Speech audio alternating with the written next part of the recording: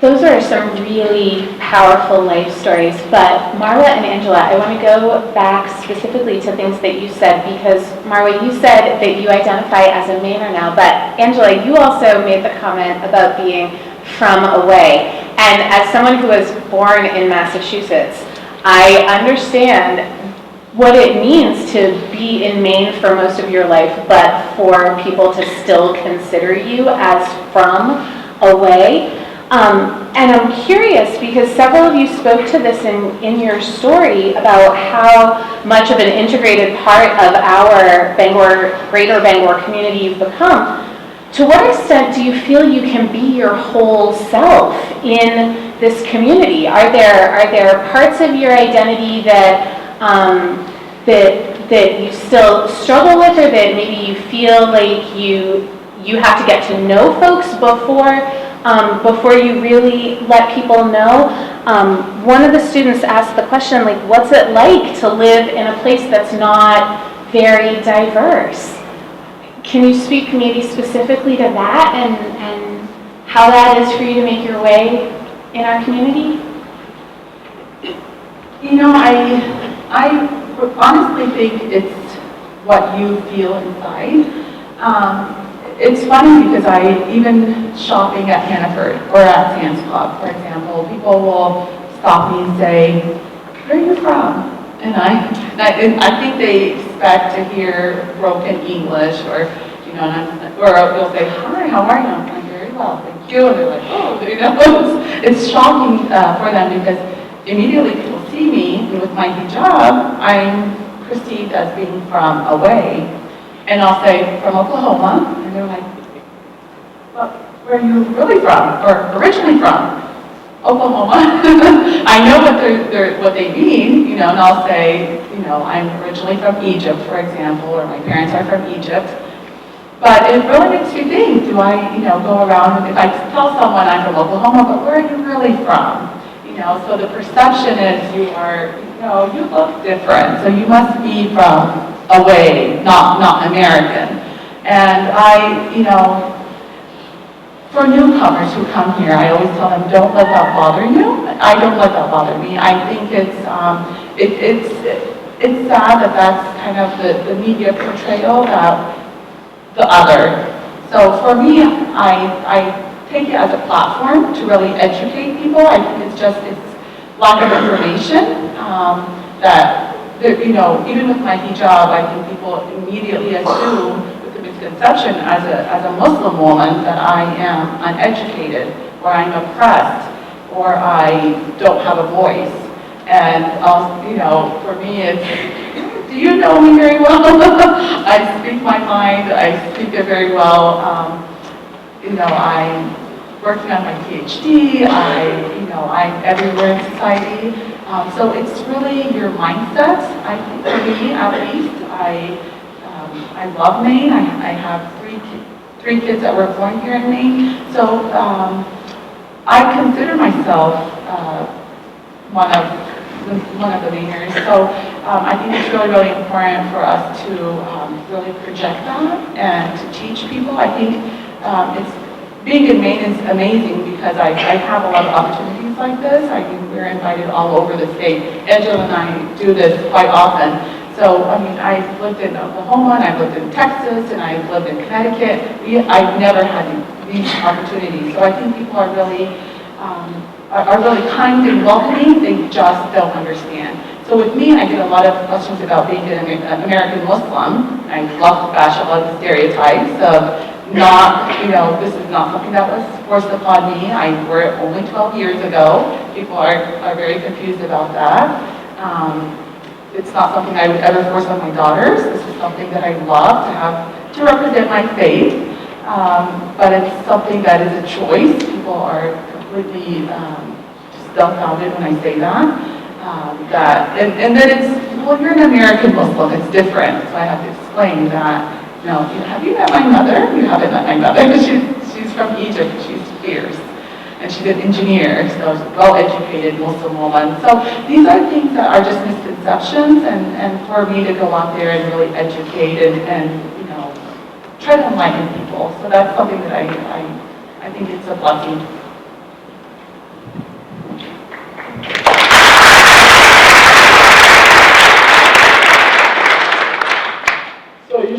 course, I get that question every time.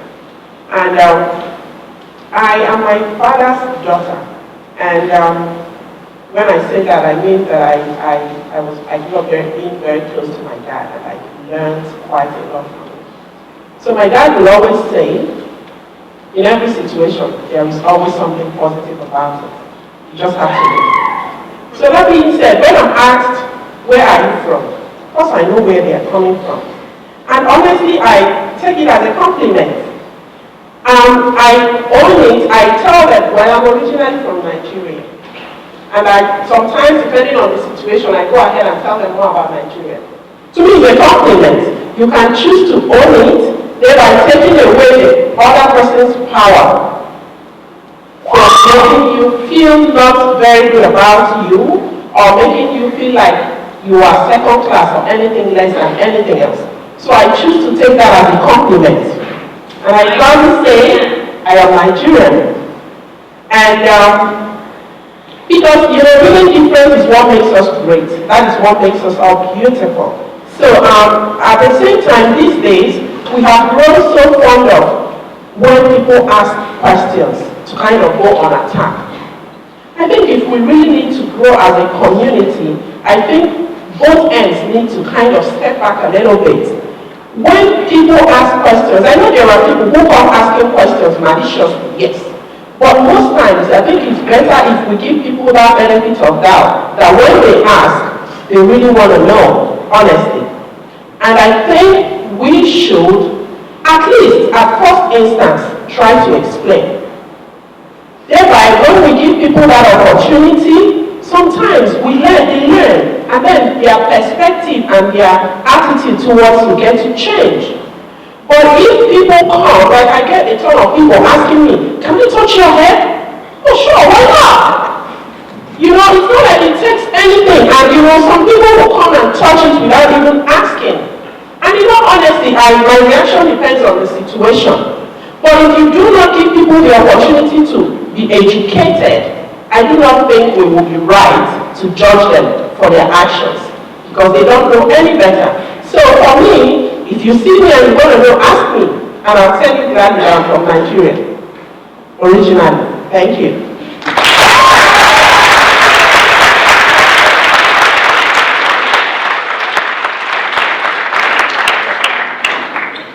Wow. I totally agree with you, both your comments so far. So I get this all the time when I talk to someone on the phone,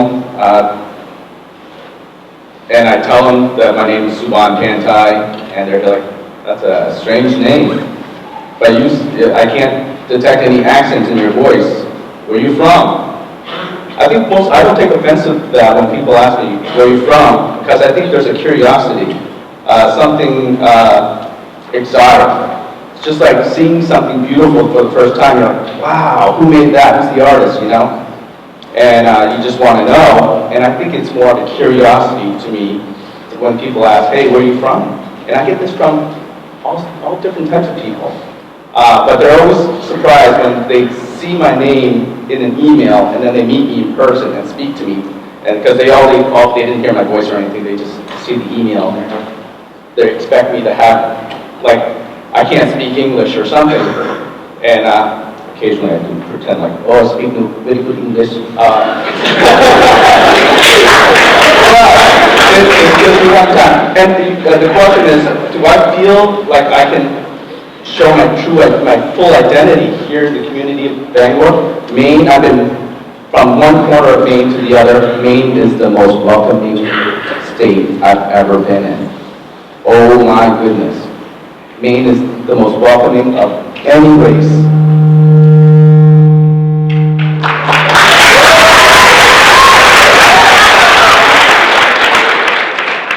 I truly believe in that, and I felt that. You know how comfortable I am in the state of Maine when I show up to a Comic-Con in Superman tights.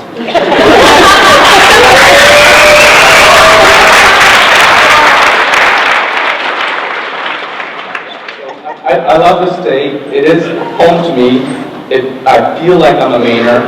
I pretty much, I grew up here.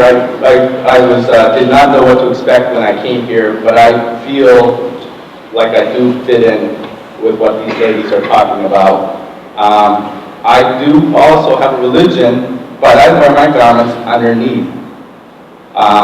So it's not shown outwardly. But if your faith is important to you, it's okay to show it. It really is. And I respect you for that. And you have enlightened me today already. So I hope you all have been enlightened somewhat as well.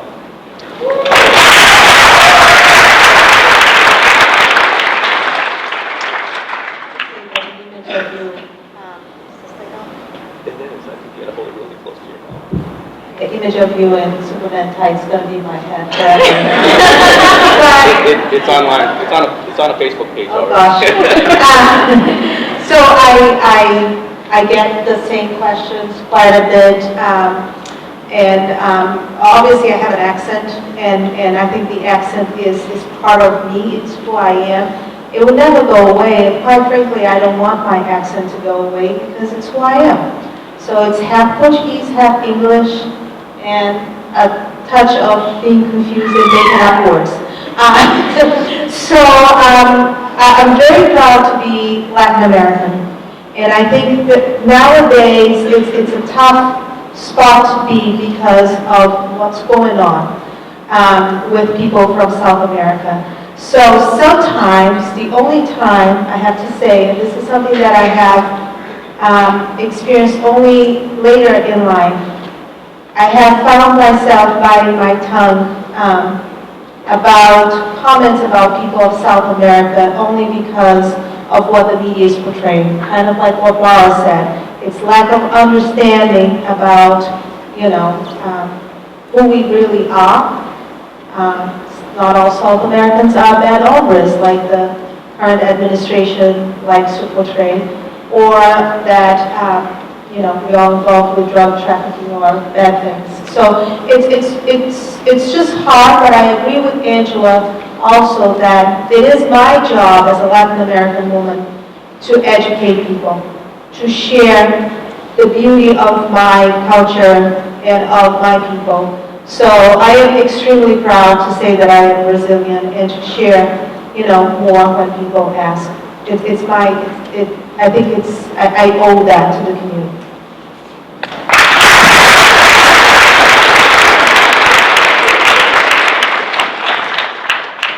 So, speaking of culture and identity, and knowing, Angela, that you own a market, one of the students proposed this question: what foods out of your culture would you recommend that everyone here today should try?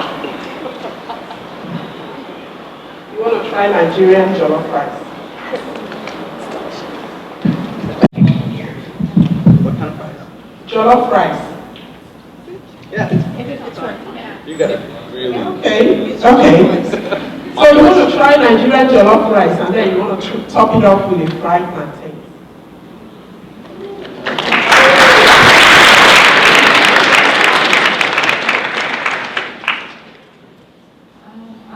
It's hard for me to pick just one Egyptian dish, but I think Adam would agree with me. I think bofte, right? I'm looking at him. So it's almost like how should I explain it?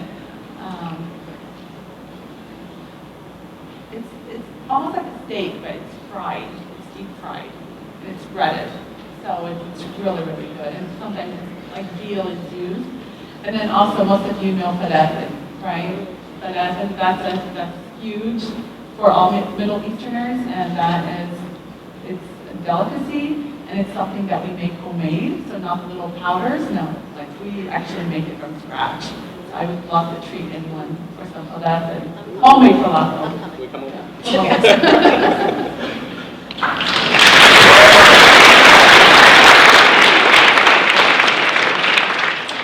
Well, I neglected to tell you that I'm not just Laotian, but I'm half Thai. My mother's Thai, my father's Laotian.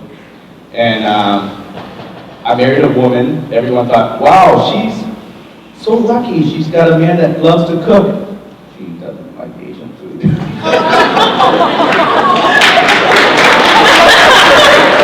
But there is one dish she likes, so I'm going to recommend that to you, which is lapsine, which is a spicy dish. It's mint and beef. So it's shaved steak. We got mint, cilantro, scallions, and then lime, so fish sauce in there. You eat it with sticky rice, and then just chili goes in there too. So we like spicy food. Oh, spicy food. And then the second one is cooking papaya. It's also a spicy dish. You have to eat it with sticky rice or you burn your mouth. You still burn your mouth. But it's good. If it doesn't hurt, you didn't hit the right temperature yet. And I'd love to cook too, so anyone that, we should do a cultural food night.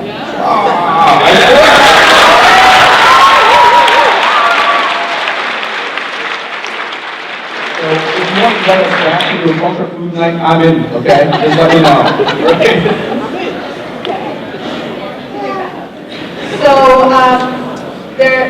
So Brazil, we eat a lot of rice and beans, just like any other Latin American culture. There is a particular dish in Brazil that I really love. It's made with black beans, and so you let it stew for a long, long time, and you have pork meat in it as well. And you serve it, it's called feijoada, and there's a little bit of pepper there too, so you can make it burn as well if you want to. And you serve that with rice, slices of oranges, which is different, right? And collard greens. It's a recommendation, sir.